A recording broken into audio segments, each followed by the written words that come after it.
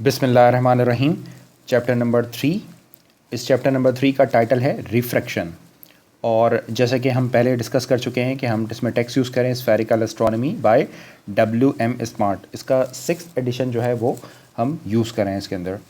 तो ये जो लेक्चर है ये इसका इंट्रोडक्शन सेक्शन है, इंट्रोडक्टरी सेक्शन है। फिर इसके बाद जो है वो फिर हम इसकी डेरिवेशन वाले पार्ट पर चलेंगे। तो हम इसकी डेफिनेशन देखते हैं। It is a fundamental principle of optics that the ray of light travel in a straight line. ये हम सबको पता है कि जो रे ऑफ लाइट होती है ये एक फंडामेंटल प्रिंसिपल है जो आपको ये बताता है कि जो रे ऑफ लाइट होती है वो ट्रैवल करती है इन अ स्ट्रेट लाइन में in the some homogenous medium. लेकिन उसके लिए ज़रूरी है कि वो स्ट्रेट लाइन में सिर्फ उस वक्त ट्रैवल करती है जब जो मीडियम है वो होमोजेनस मीडियम हो। मीडियम का मतलब यानी वो रास्ता, यानी वो जिसमें स्ट्रेट लाइन जो है वो जिसमें जो आपकी जो लाइट है वो मूव करती है उसे हम कहते हैं होमोजेनस। और होमोजेनस मीडियम का मतलब है कि एक जैसा मीडियम होना चाहिए। फॉर एग्जांपल एयर जो है वो एक होमोजेनस मीडियम है। इसी तरीके से फॉर एग्जांपल वाटर एक होमोजेनस मीडियम है। लेकिन एयर और जो वाटर है ये दो डिफरेंट मीडियम हो जाएंगे। बट व्हेन अ रे passes from one medium into another of a different density get bent toward the normal at the common surfacing at the common surfacing separating two medium। ज़रा इसको समझते हैं कि but when a रे passes from one medium to the another medium। For example अगर रे of light जो है वो एक मीडियम से दूसरे मीडियम में पास करती है और वो मीडियम भी कैसा होता है जिसकी डेंसिटीज़ डिफरेंट होती हैं। फॉर एग्ज़ाम्पल जो एयर है उसकी डेंसिटी कुछ और होती है, बहुत लेस डेंसिटी होती है इसकी, जबकि इसके मुकाबले में जो पानी है उसकी डेंसिटी हायर होती है।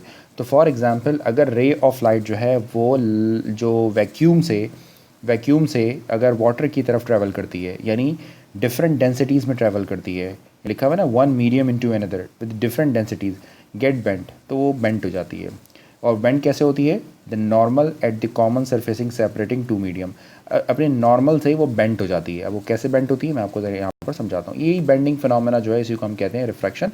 The change of direction is called refraction. तो फॉर एग्जांपल जो रे ऑफ लाइट है आपके पास, अगर रे ऑफ लाइट किसी एक मीडियम से दूसरे मीडियम में पास होती है यानी किसी लेस डेंस मीडियम से किसी हायर डेंस मीडियम से पास होती है तो वो बेंट हो जाती है। इसी बेंडिंग फिनोमेना को हम क्या कहते हैं? रिफ्रैक्शन। अब हमने ये सीखना है यहाँ पर, यानी हमारा अभी तो हम बेसिकली इसका इंट्रोडक्शन देख रहे हैं, लेकिन नेक्स्ट आर्टिकल हमारा ये होगा कि रिफ्रैक्शन का स्फेरिकल एस्ट्रोनॉमी में हमारा क्या रोल है, एक्चुअली हम रिफ्रैक्शन को पढ़ क्यों रहे हैं, तो ये हम आगे चलकर देखते हैं।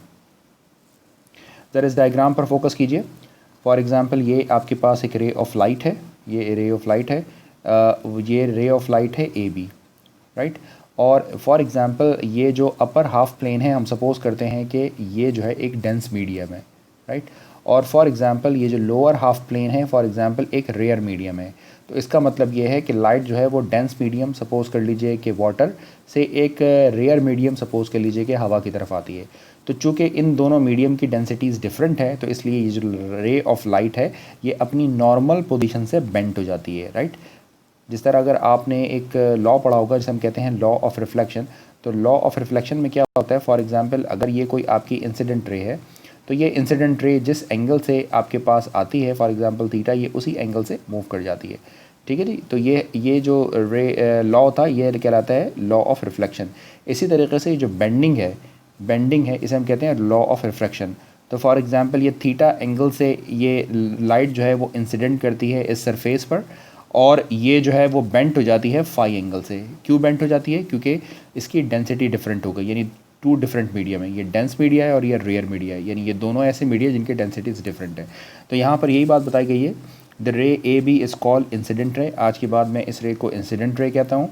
एंड द रे BC कॉल्ड रिफ्रैक्टेड रे। ये जो BC है ये रिफ्रैक्टेड रे कहलाती है। और theta is the angle of incident. और याद रखना है कि इस नॉर्मल के साथ ये जो एंगल बनता है इसे हम कहते हैं एंगल ऑफ इंसिडेंट। इसी तरीके से phi is called angle of refraction. और इस नॉर्मल लाइन के साथ ये जो एंगल फॉर्म हो रहा है इस एंगल फाई को हम कहते हैं एंगल ऑफ रिफ्रैक्शन, ठीक है जी। तो उम्मीद है कि आपको ये वाली डायग्राम समझ आ गई होगी। ज़रा इस नोट के ऊपर चलते हैं। नोट क्या है कि due to the earth atmosphere the ray of light from a celestial body get bent a little before reaching the observer. होता ये है कि फॉर एग्जांपल अगर आपके पास जैसे कोई सेलेशियल ऑब्जेक्ट है, सपोज़ कीजिए कि स्टार है, और आप यहाँ पर ऑब्जर्वर हैं, यानी आप स्टार को ऑब्ज़र्व कर रहे हैं, तो अगर या यूँ समझे कि आप ओवरहेड जो है वो स्टार को ऑब्ज़र्व कर रहे हैं, तो टेक्निकली वो स्टार जो है वो ओवरहेड आपको नज़र आ रहा है, लेकिन वो स्टार यहाँ पर कहीं होगा। ठीक है जी। तो आपने जो आपको पोजीशन एक्चुअल स्टार की दिख रही होती है वो एक्चुअल पोजीशन नहीं होती है। ये बात आपने ध्यान में रखनी है, आगे चलकर मैं डिटेल से बताऊंगा क्यों। क्योंकि ड्यू टू अर्थ एटमॉस्फेयर, और आपको पता है कि अर्थ एटमॉस्फेयर की डिफरेंट लेयर्स होती हैं। ठीक है जी, डिफरेंट लेयर्स होती हैं। For example troposphere, for example ionosphere, इस तरह की डिफरेंट लेयर्स होती हैं जिनको मैं आगे चलकर एक्सप्लेन करता हूँ। तो due to earth atmosphere the ray of light from celestial of body get bent a little. तो यही होता है कि इन एटमॉस्फेयर्स, इन लेयर्स की वजह से, इन एटमॉस्फेयर्स में जो डिफरेंट लेयर्स बनी हुई हैं, लेयर्स की वजह से जो रे ऑफ लाइट होती है जो किसी सेलेशियल ऑब्जेक्ट से आ रही होती है वो बेंट हो जाती है। ठीक है, यानी ऑब्जर्वर से ऑब्जर्वर तक पहुंचने से पहले वो लाइट बेंट हो जाती है। तो इसका मतलब ये हुआ कि जो आपको एक्चुअल पोजीशन दिख रही है वो एक्चुअल पोजीशन एग्जैक्टली ऐसी होती नहीं है। ठीक है जी। तो आप जो पोजीशन ऑब्जर्व कर रहे होते हैं किसी सेलेशियल ऑब्जेक्ट की, वो उसकी यानी ऑब्जर्वर पोजीशन होती है, राइट, जबकि इसकी ट्रू पोजीशन डिफरेंट होती है। Therefore, the direction of a body as seen by the observer through the atmosphere is not true directions, right, in which it would be seen if there were no atmosphere. तो अगर in case कोई atmosphere ना हो तो exactly आपको बिल्कुल वो उसी सेम लोकेशन के ऊपर दिख रहा होगा, लेकिन अगर आपको वो एटमॉस्फेयर होगा तो वो आपको सेम लोकेशन के ऊपर नहीं दिखेगा। ठीक है जी। तो इस बात को आप अपने जहन में बिठा लें। तो ये होता है रिफ्रैक्शन की वजह से। तो रिफ्रैक्शन की वजह से, यानी रिफ्रैक्शन की वजह से आप जो स्टार जो है वो, फॉर एग्जांपल अगर जो स्टार सपोज़ कीजिए कि ज़ेनत के ऊपर अगर आप ऑब्ज़र्व कर रहे हैं, तो रिफ्रैक्शन की वजह से वो आपको इस वाले लोकेशन के ऊपर दिखेगा। या आप वाइस वर्सा आप यूँ समझ सकते हैं कि जो स्टार आपको यानी इस वाली लोकेशन के ऊपर है, तो चूँकि यहाँ पर डिफरेंट लेयर्स बनी होती हैं और हर लेयर्स के अंदर इस स्टार से आने वाली लाइन्स जो है वो बेंट हो जाती है, तो यूँ समझ लें कि इसका ये जो है वो आपको ज़ेनत के करीब दिखेगा। ये स्टार ज़ेनत से दूर होगा, लेकिन ये स्टार आपको ज़ेनत के करीब दिखेगा। क्यों दिखेगा? रिफ्रैक्शन ऑफ लाइट की वजह से।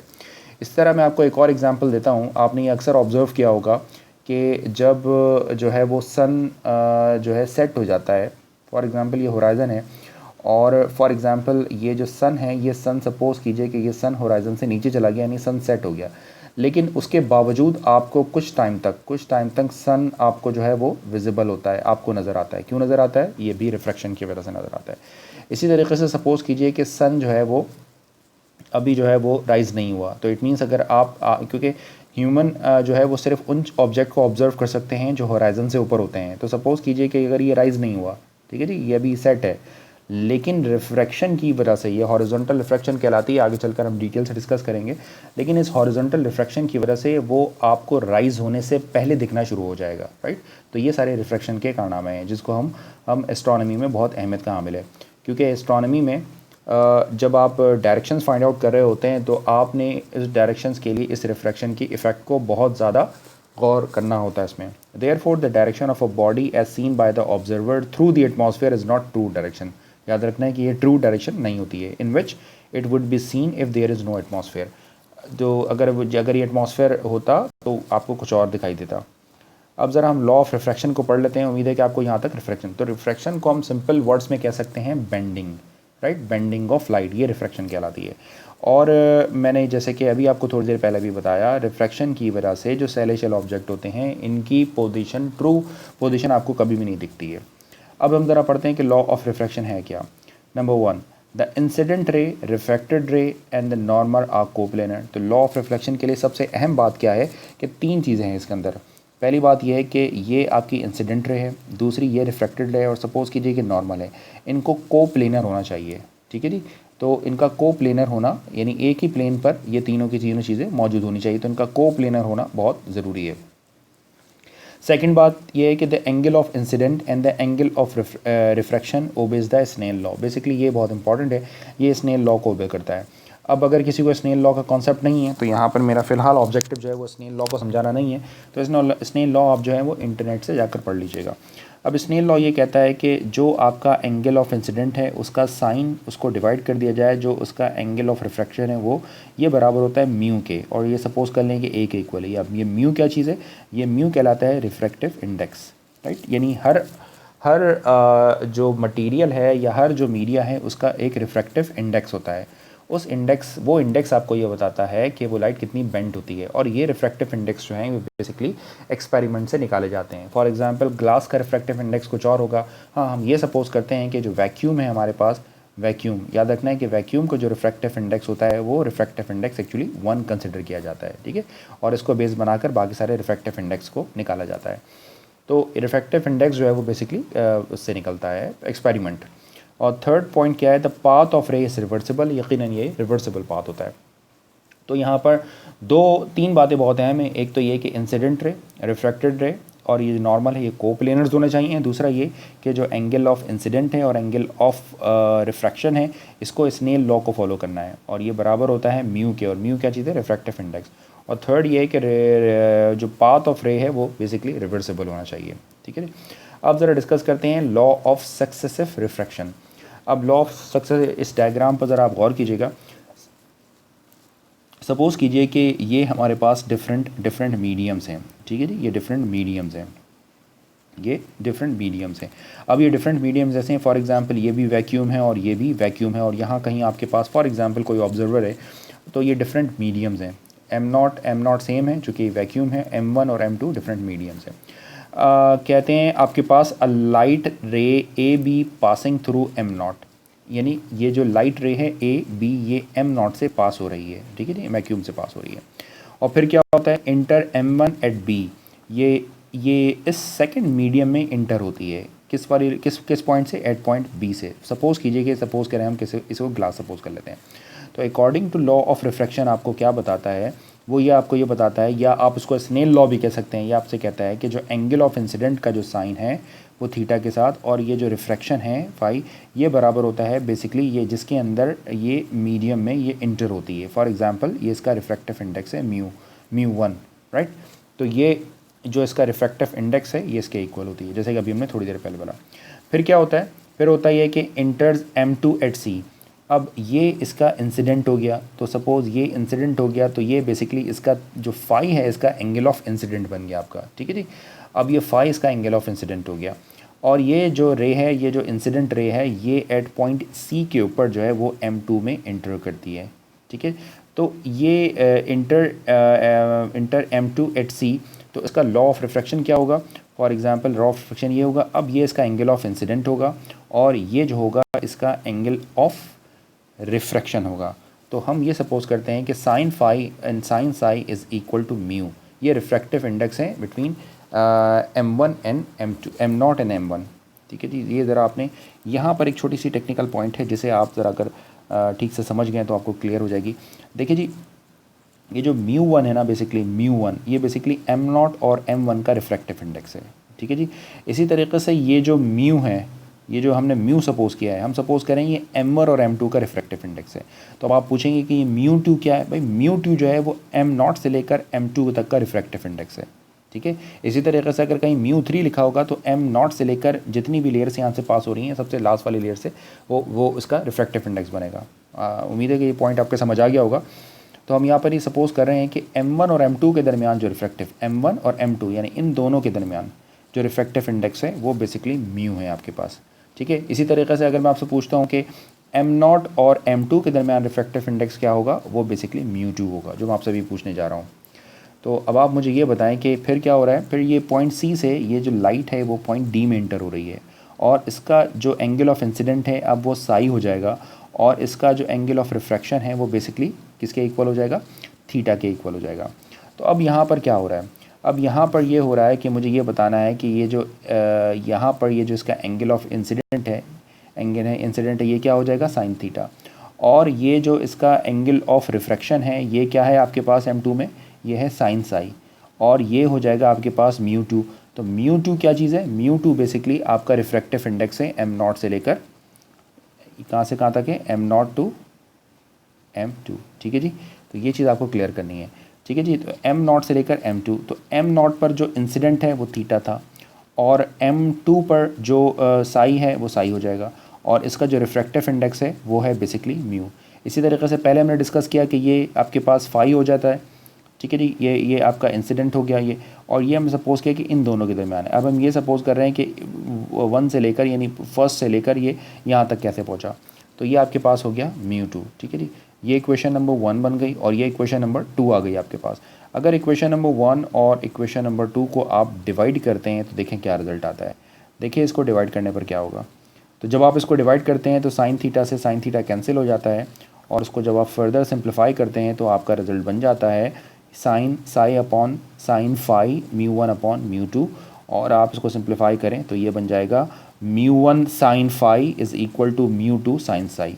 अब ये μ1 साइन फाई क्या चीज़ है, अगर मैं वापस इस डायग्राम पर चलूँ तो इसका मतलब ये होगा ये आ जाएगा μ1 और साइन फाई का मतलब है साइन जो फाई है, इसका मतलब ये होगा कि आप इसको यूँ सपोज कर लें कि ये इसका एंगल ऑफ रिफ्रैक्शन है, ठीक है जी। तो μ1 साइन फाई, इसी तरीके से μ2 लिखा आपने, और ये जो साई है ये सपोज कर लें कि इसका एंगल ऑफ रिफ्रैक्शन है, ठीक है जी। तो इसको इस तरह आप कंसेक्यूटिव लिख सकते हैं। इसी तरीके से मैं अगर आपसे पूछता हूँ कि मेरे पास ये एक डायग्राम है और यहाँ पर भी डिफरेंट लेयर्स हैं, तो इन जनरल आप उसको किस तरह लिख सकते हैं, बिल्कुल ऐसे लिख सकते हैं। पहले आपने लिखना होगा, कैसे लिखना होगा, μ1 और फिर साइन के साथ इसका जो एंगल ऑफ रिफ्रैक्शन है उसको लगाना होगा, which is equal to R1। आप इसको एंगल ऑफ इंसिडेंट भी कह सकते हैं, अगर आपको कन्फ्यूजन हो रही है तो ये जो है वो बेसिकली यानी ओरिजिनल का एंगल ऑफ इंसिडेंट भी हो सकता है, ठीक है।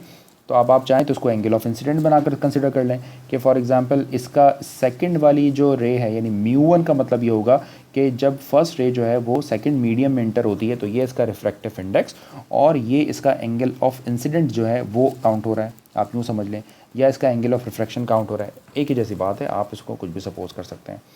तो ये आपके पास आ गया इन जनरल, अगर आप लिखना चाहें तो इन जनरल हम इसको इस तरीके से लिख सकते हैं, μ1 sine R1 μ2 sine R2 is equal to μn sine Rn, right.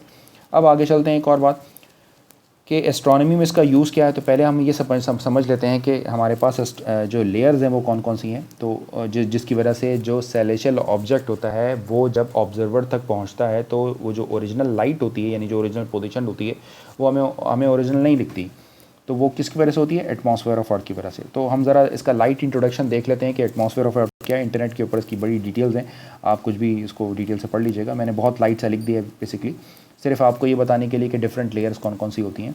तो earth is surrounded by an envelope of gases, mostly nitrogen होती है इसके अंदर and oxygen, with ratio 75% and 22% approximately. Total weight of the gas in the atmosphere 5 multiply by 10⁻18 kilogram. Atmosphere divided by 4 part. तो normally atmosphere के 4 different parts होते हैं। ये मैंने लाइटली एक्सप्लेन कर दिया यहाँ पर ताकि आपको चीज़ें आसान लगे। जो एटमॉस्फेयर की जो सबसे पहली जो आप इसे लेयर कह सकते हैं या मीडियम कह सकते हैं, ये होती है ट्रोपोस्फेयर। अब ट्रोपोस्फेयर क्या होती है, इसमें मैं कुछ पॉइंट्स लिख दिए हैं। Up to 7 miles above the earth surface, earth surface से जो 7 मील के फासले तक जो लेयर्स हम काउंट करते हैं उसे हम कहते हैं ट्रोपोस्फेयर, और हम जो है वो ट्रोपोस्फेयर में ही रहते हैं। All the वेदर्स occur in troposphere, सब ट्रोपोस्फेयर में होता है। डेंटेस्ट पार्ट ये हो जाए, ये इसका डेंटियस पार्ट जो है वो जिसकी हाईएस्ट डेंसिटी है part of the atmosphere, almost 70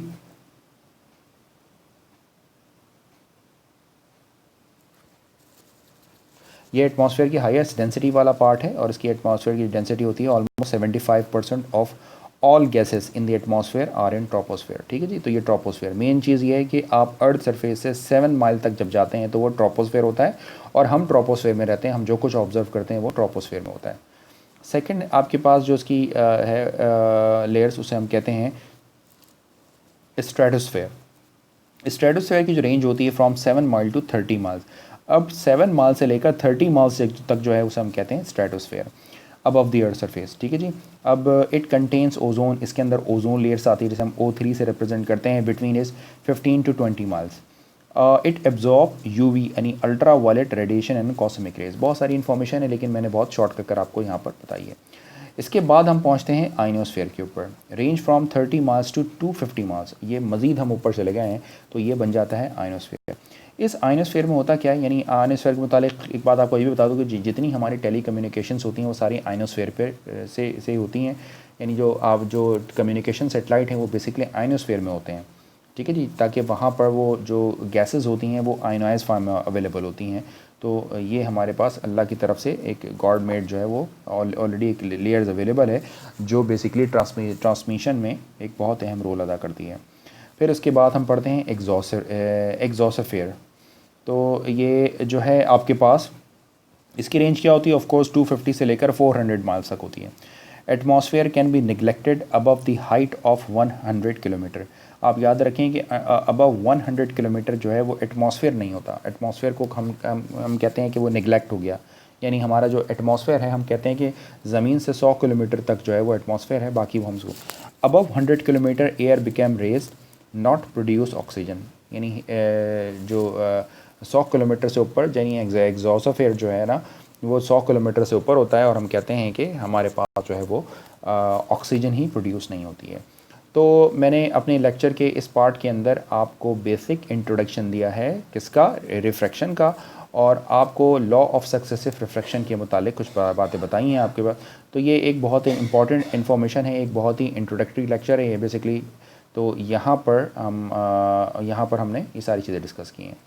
तो अगर आपको ये लेक्चर अच्छा लगा तो प्लीज़ इसको लाइक करें, मेरे चैनल को सब्सक्राइब करें, अपने फ्रेंड्स के साथ शेयर करें, और बड़ी मेहनत से ये लेक्चर बनाए हैं, इनको कंप्लीट सीक्वेंस के अंदर देखें। ये सिर्फ़ और सिर्फ आपके लर्निंग पर्पसेस के लिए हैं, इसका कोई भी मुझे फाइनेंशियल बेनिफिट नहीं है। तो आप इसको बस आप ये है कि आपकी जो लाइक है वो मेरे लिए बहुत मोटिवेशन है। Thanks for watching this video. अल्लाह हाफ़िज़।